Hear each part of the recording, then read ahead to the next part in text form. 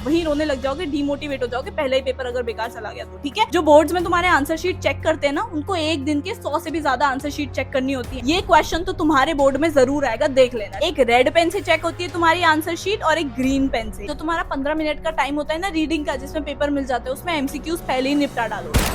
I scored 96% marks in my board exams, पर अगर मैंने इस एक चीज पे ध्यान नहीं दिया होता ना, तो मैं भी 90% पे ही अटक जाती। तुम्हें हर सब्जेक्ट में फ्री के 5 से 10 मार्क्स मिल सकते हैं अगर तुम्हें आंसर राइटिंग आती होगी। देखो, जब भी तुम्हारे जो भी आंसर शीट चेक करेंगे वो तुम्हारे स्कूल के टीचर्स तो नहीं होंगे, उनको थोड़ी पता कि तू स्कूल में बहुत अच्छा बच्चा था, बेकार बच्चा था, ये था वो था, उनको कुछ नहीं पता। उनके पास सिर्फ तेरी आंसर शीट है और वो ये देखेंगे कि तूने आंसर किस तरह से लिखा है। उनको क्या पता कि तूने तो यार घंटों घंटों पढ़ा था, तेरे प्री बोर्ड में भी अच्छे मार्क्स आए थे, ये है वो है, नहीं। उनके पास बस वो एक शीट है और वो उसी के बेसिस पे तुझे जज करेंगे। तो इसीलिए एग्जामिनर को जो चेक कर रहा है तुम्हारे, उनको हमें किलसाना नहीं है। इसलिए आज की वीडियो में मैं तुम्हें बताने वाली हूँ कुछ आंसर राइटिंग टिप्स जिनसे तुम अपने मार्क्स बटोर सकते हो। जब भी तुम्हारा कोई भी चेकर तुम्हारी आंसर शीट चेक करता है, उनके पास एक ब्लूप्रिंट ऑलरेडी गिवन होता है कि इसके अकॉर्डिंग ये आंसर की है, ये मार्किंग स्कीम है, इसी के अकॉर्डिंग बच्चे को मार्क्स देना। वो ना तुम्हें बढ़ा के मार्क्स दे सकते हैं, ना तुम्हारे मार्क्स कम कर सकते हैं। और वो आंसर स्कीम, अगर वो तुम्हें ब्लूप्रिंट पता चल गया तो तेरे भी आएंगे मेरी तरह बढ़िया मार्क्स। तुम्हें ना चेकर के माइंड में घुसना है ताकि वो तुम्हें 100 में से 100 फुल मार्क्स देने पे मजबूर हो जाए हर एक क्वेश्चन में। ठीक है,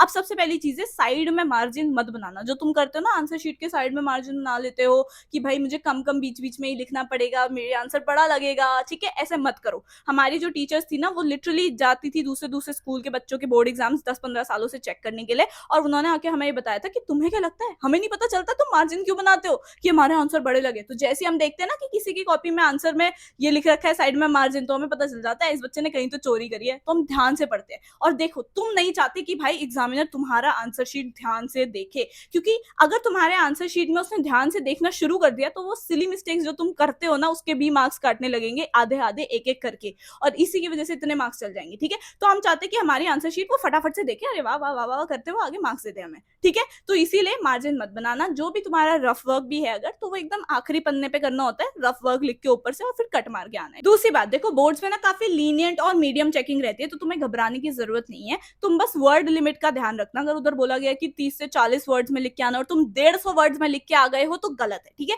50 वर्ड तक ठीक है, बट यार stick to the word limit. ठीक है, दूसरी चीज भाई देखो, स्टेप वाइज मार्किंग होती है।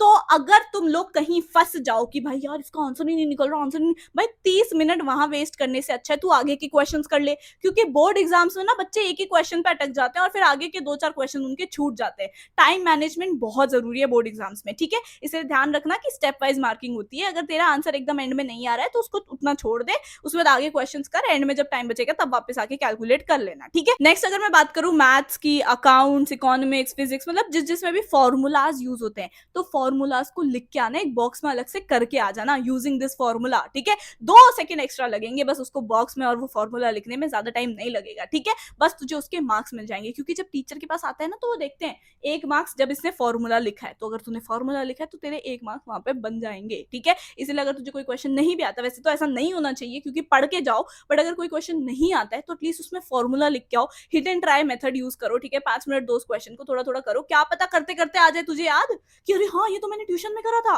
करते करते याद आ जाए और फिर तेरे मार्क्स बन जाए। अब बात करते हैं थ्योरी वाले सब्जेक्ट्स की। तो इसमें ना तुम मार्क्स बटोर सकते हो। तुम्हें फ्लो चार्ट्स, तुम्हें माइंड मैप्स, ये सब बना के आने हैं। ठीक है, और पॉइंटर्स में आंसर लिख के आओ। मैंने अभी कहा है कि टीचर अगर जितना जल्दी टिक टिक टिक टिक करे उतना बेटर है। ठीक है, तो तुम्हें पॉइंटर्स में अगर लिख के आओगे ना, तो टीचर को ऐसे ऐसे पूरे पैराग्राफ लंबे चौड़े नहीं पढ़ने पड़ेंगे। ठीक है, इसीलिए जैसे फॉर एग्जाम्पल अगर तुम्हारा है what is the importance of planning. ठीक है, अब तुम सीधा ये मत लिखना the importance of planning is बिंदु बिंदु डैश एंड देन 1 2 3 4 शुरू, नहीं। तुम्हें पहले ना एक लाइन में, सिर्फ एक लाइन में प्लानिंग को डिफाइन करके आना है। ठीक है, मुझे पता है नहीं पूछा गया है, बट अगर करके आते हो ना तो टीचर को लगता है वाह यार ये तो बड़ा स्मार्ट बच्चा है, इसने तो बहुत अच्छे से मेंशन कर रखा है सब कुछ। इसीलिए सिर्फ एक लाइन में व्हाट इज प्लानिंग को डिफाइन कर दो, उसके बाद the importance of planning is, फिर तुम्हें फ्लो चार्ट बनाना है। देखो काफी सारे लोग बोलते हैं कि फ्लो चार्ट एंड में बनाना, बट मैं हमेशा बोलूंगी, मेरे टीचर्स ने भी हमेशा मुझे यही बोला था, फ्लो चार्ट पहले ही बना दो। ठीक है, जब तुमने लिख दिया कि प्लानिंग क्या होती है, उसके बाद प्लानिंग के जो इंपॉर्टेंस है उनको फ्लो चार्ट में बना दो। टीचर को पहले ही दिख गया कि अरे वाह, इसने तो फ्लो चार्ट में सारे पॉइंट्स मेंशन कर ही दिए हैं, आगे तो इसने डिस्क्राइब भी कर रखा होगा, ठीक है, तो इस वजह से टिक हो जाता है, आगे बढ़ते हैं। तुमने हर चीज में कीवर्ड्स भी अंडरलाइन करके आना है, पॉइंट्स में लिखो। पहली बात, मैं यहाँ पे तुम्हें एग्जांपल भी इसीलिए दिखा रही हूँ ताकि नलायक को तुम्हें समझ आ जाए मैं क्या कह रही हूँ, ठीक है। जो बोर्ड्स में तुम्हारे आंसर शीट चेक करते हैं ना, उनको एक दिन के 100 से भी ज्यादा आंसर शीट चेक करनी होती है, ठीक है। इसलिए अगर तुम अंडरलाइन करते रहोगे कीवर्ड, तो वो भी देखेंगे फटाफट, हाँ इसने ये कीवर्ड लिखा है, इसको ये करके टिक टिक टिक मार्क्स मिल जाएंगे। नेक्स्ट अगर मैं बात करूँ डिफरेंस वाले क्वेश्चन की, कि tell me the difference between this and this, ये क्वेश्चन तो तुम्हारे बोर्ड में जरूर आएगा, देख लेना, ठीक है। इसमें तुम्हें क्या करना होता है कि सबसे पहला कॉलम बनेगा तुम्हारा बेसिस का, कि किसके बेसिस पे तुम इनको डिफरेंशिएट कर रहे हो, मीनिंग के बेसिस पे, या फिर इसके एग्जाम्पल्स के बेसिस पे, या फिर कुछ भी हो सकता है, स्कोप के बेसिस पे। तो तुम्हें बेसिस का कॉलम बना के ही आना है। मुझे नहीं पता कि तुम्हारे को कितना बोला गया है कि बनाना है या नहीं बनाना, बट इसके मार्क्स होते हैं। अगर तुम्हारा ये 3 मार्क्स का डिफरेंस है तो तुम्हें कम से कम 4 से 5 पॉइंट्स लिख के आने, अगर 5 मार्क्स का है तो तुम्हें 6 से 7 लिख के आने, अगर 8 मार्क्स का है तो 9 से 10, ठीक है। जितने भी मार्क्स का है तुम्हारा ये डिफरेंस वाला क्वेश्चन, उससे 1-2 पॉइंट ज्यादा लिख के आना। व्हाट इफ तुमने कोई घुमा फिरा के वही सेम बात कर रखी है या कोई गलत हो गया है पॉइंट,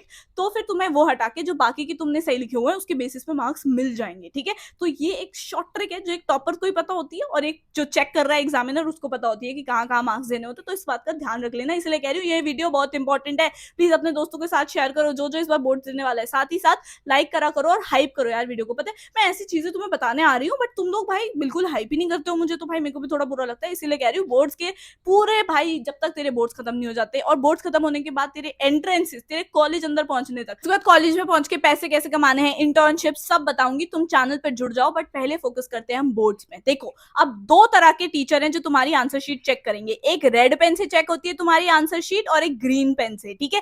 यानी कि 2 से 3 बार तुम्हारी चेक होती है। जिस बच्चे के 100 में से 100 दे देती है ना रेड पेन वाली टीचर, ठीक है, जिसने पहली बार चेक किया, ठीक है भाई बंदे तो सारा सही लिखा हुआ है, 100 में से 100 दे देती हूँ मैं इसको, जैसे कर देती है ना, उसकी आंसर शीट ज्यादा तरीके से, ज्यादा एकदम तगड़ी तरीके से ग्रीन वाले जो भी होते हैं वो चेक करते हैं, ठीक है। अब ग्रीन पेन से जो चेक कर रहे हैं, जो बेसिकली रीचेकर होते हैं, ठीक है, वो रीचेकर बहुत ध्यान से देखते हैं कि कहीं ना कहीं से तो मार्क्स काटने, क्योंकि 100 में से 100 वालों को तो बहुत देखा जाता है। इसी वजह से मेरे 99 मार्क्स आए थे 100 में से फिजिकल एजुकेशन में, एंड आई वाज लाइक यार काश ये मुझे मार्क्स दे देते फुल, भाई मजा आ जाता, ठीक है। बट कोई बात नहीं, वो करते ही हैं जानबूझ के कि कहीं आधा मार्क्स ही काट देते हैं तो बंदी के फुल नहीं बनेंगे, ठीक है। बट बच्चों के 100 में से 100 भी आते हैं अगर तुमने सब सही लिखा होगा। ऑब्वियसली मैंने कहीं ना कहीं गलती करी होगी तभी तो मेरे मार्क्स कटे हैं, ठीक है। बाकी 100 में से 100 छोड़ो यार, 95% से ऊपर मार्क्स तो हर कोई टीचर चाहती है तुम्हें देना, ठीक है। तो आंसर की के अकॉर्डिंग इंग्लिश में तुम्हें फॉर्मेट्स का ध्यान रखना है, ठीक है। अगर जॉब एप्लीकेशन है या नोटिस है, इन्विटेशन है, डब्बा बना के आओ, नोटिस इन्विटेशन में, रेज्यूमे में,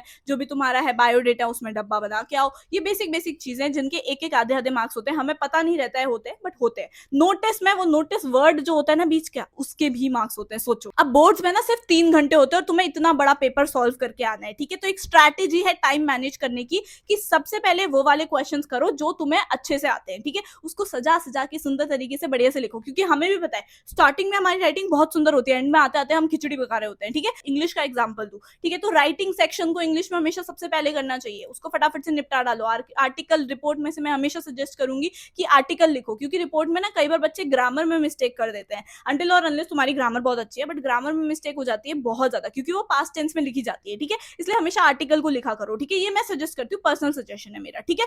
तो ये चीज करा करो, ठीक है। जो क्वेश्चन तुम्हें सबसे पहले आता है पर्टिकुलर सेक्शन का, राइटिंग सेक्शन का जो क्वेश्चन तुम्हें पहले आता है वो पहले करो, फिर जो आता है वो करो, ठीक है। वैसे ही सेम लिटरेचर का रहेगा कि लिटरेचर में जो क्वेश्चन तुम्हें पहले आता है वो करो। बट हाँ, ऐसा नहीं है कि पहले कभी राइटिंग का कर रहे हैं, कभी लिटरेचर कर रहे हैं, कभी एमसीक्यू कर रहे हैं, ऐसा नहीं होना चाहिए।